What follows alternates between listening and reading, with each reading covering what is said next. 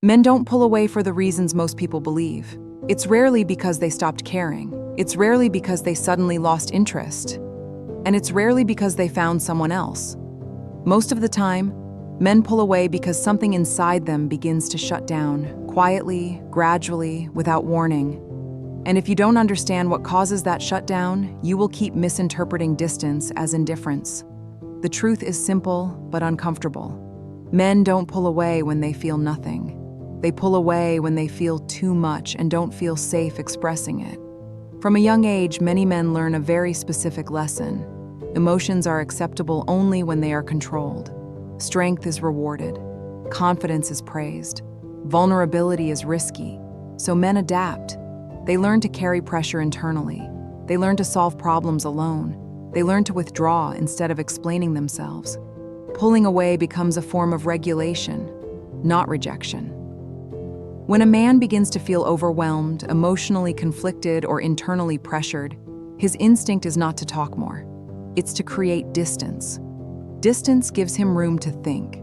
Distance gives him control. Distance gives him stability. This is where misunderstanding begins, because many people interpret distance as abandonment. But for many men, distance is how they keep themselves together.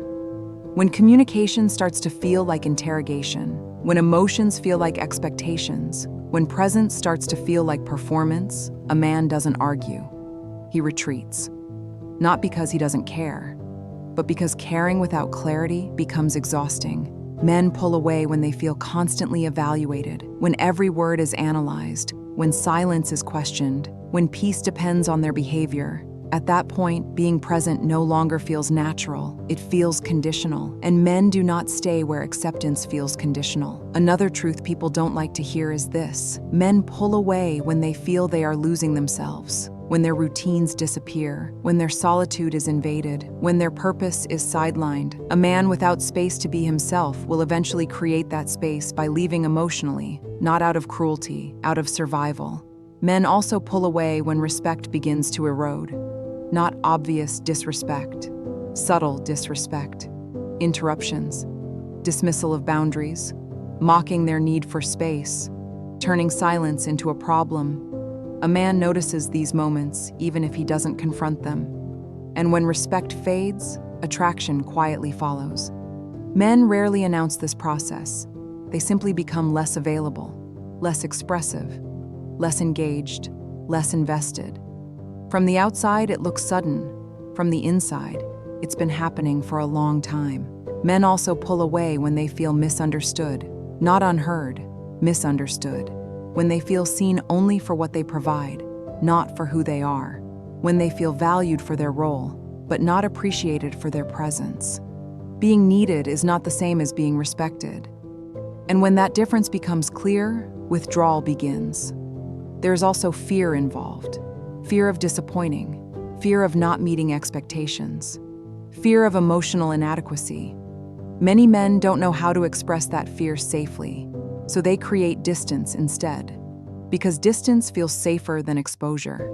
Silence feels safer than saying the wrong thing. Pulling away is often self-protection, not punishment. One of the biggest mistakes people make is chasing a man who pulls away, demanding explanations, forcing conversations, interpreting space as rejection. That pressure usually confirms the very fear that caused the withdrawal. What men need in those moments is not pursuit, it's emotional safety, clear boundaries, clear expectations, calm communication. Men return when space feels safe, when presence doesn't feel like obligation, when connection doesn't feel like the loss of autonomy. A man who pulls away is often asking one silent question: can I be myself here without losing respect? If the answer becomes unclear, he steps back, not because he doesn't care, but because he does. Men don't pull away from what nourishes them. They pull away from what drains them, from environments where they feel constantly misunderstood, from dynamics where silence is punished, from relationships where peace is conditional. And when a man finally pulls away completely, it's rarely impulsive. It's the result of many small internal compromises. Moments where he stayed silent instead of speaking. Moments where he adjusted instead of setting boundaries. Moments where he chose harmony over honesty. Eventually, something gives, and he leaves emotionally long before he leaves physically. Understanding this changes everything, because instead of chasing distance, you learn to create safety. Instead of demanding presence, you learn to offer respect. Instead of interpreting silence as rejection, you begin to see it as information. Men don't pull away because they are cold. They pull away because they are human and don't feel safe being vulnerable. And when vulnerability doesn't feel safe, distance becomes the language. There's another layer most people never consider. Men don't just pull away because of what is happening in the relationship. They pull away because of what is happening inside themselves. A man can care deeply and still need distance, not because the connection is wrong, but because his internal world feels overloaded. Men are often taught to be functional first, to solve, to provide, to stabilize. When emotional complexity starts to interfere with that internal structure, withdrawal becomes a way to reset. This is why many men don't talk through confusion. They step away from it. They need silence to hear themselves think. And when that silence is not respected, they don't fight for it. They disappear into it. Another truth is that men pull away when they feel emotionally unsafe. Not unsafe in a dramatic way. Unsafe in a subtle, constant way. When conversations feel unpredictable, when emotions feel reactive, when small mistakes feel amplified. Men may not articulate this, but their nervous system feels it. And the nervous system always seeks regulation. Distance regulates, calm regulates, silence regulates. This is why men often seem to shut down instead of engage. They are not avoiding responsibility. They are trying to regain internal balance. Men also pull away when they feel their efforts are invisible, when what they do is expected but rarely acknowledged, when appreciation is replaced with expectation. Over time, this creates quiet resentment, not explosive anger, withdrawal, because when effort feels unnoticed, investment decreases. Another uncomfortable truth is that men pull away when they feel controlled, not guided, controlled, when suggestions turn into pressure, when concern turns into monitoring, when care turns into correction. Men need autonomy to feel attraction. When autonomy disappears, desire follows. Pulling away becomes a way to reclaim space. There is also the issue of identity. Men pull away when they feel their identity shrinking, when they feel reduced to a role, a function, a responsibility. A man who cannot be himself will eventually leave the environment where he feels confined, not to hurt anyone, to breathe.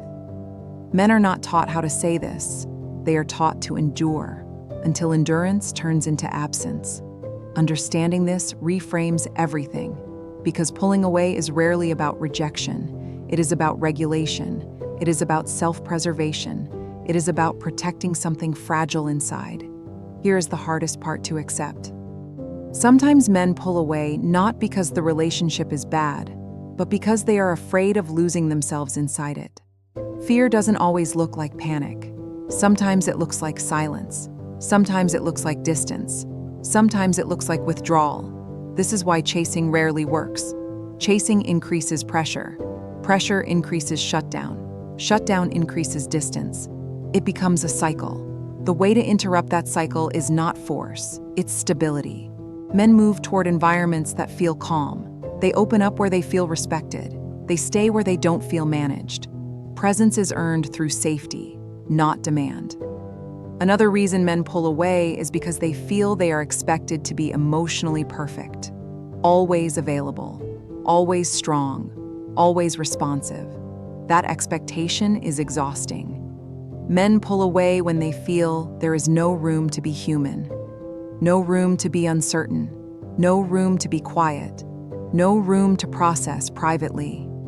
Distance gives them permission to exist without expectation. This is also why men often return. When space is respected, when silence is not punished, when autonomy is honored, men come back when they feel they can be present without losing themselves. Men don't pull away to test love. They pull away to protect identity. And when identity is respected, connection deepens naturally. Understanding this doesn't mean tolerating emotional absence forever. It means recognizing when distance is regulation and when it is disengagement. Healthy distance leads back to connection. Chronic distance leads away from it. The difference is awareness. Men who feel safe will communicate. Men who feel respected will stay. Men who feel controlled will retreat. Men who feel valued will invest. And men who feel misunderstood will go quiet. The real reason men pull away is not lack of feeling. It is lack of safety. Safety to be imperfect. Safety to be quiet. Safety to be human. When safety disappears, distance becomes the language. If this helped you understand men more clearly, support the channel. Subscribe so these conversations continue.